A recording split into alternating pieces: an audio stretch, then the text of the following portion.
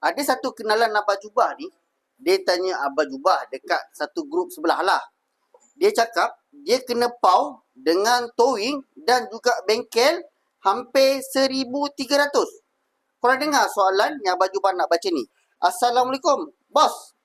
Nak tanya, kalau Adia dapat bantu anak buah saya kemalangan di LPT, dekat area Maran, Pahang, kereta ditarik ke bengkel yang panel insurans di Temeluk.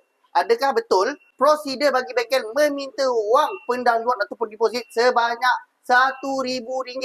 Mereka cakap fee untuk claim total loss. Towing, dia dah kena bayar sendiri. Sebab Call Auto Axis IVR menyatakan servis hanya Isnin hingga Jumaat. Insurans pula, Syarikat Takaful Malaysia. Hari kemalangan, Sabtu, jadi kena bayar RM300 ke towing panel insurans. Ini pula kena bayar lagi RM1,000 untuk total loss. Betul ke ni? Ada dua masalah yang Abah Jubah nampak daripada soalan ni. Yang pertama adalah masalah towing dan yang kedua adalah bayaran total loss sebanyak RM1,000. Untuk bahagian towing ni, dia cakap dia kena bayar dekat RM300 dan dia bagi tahu yang dia dah call center tapi center kata center tutup daripada hari Jumaat hingga Ahad. Sebenarnya maklumat yang dia dapat tu adalah maklumat yang salah sebab Auto Assist dalam tempoh 24 jam.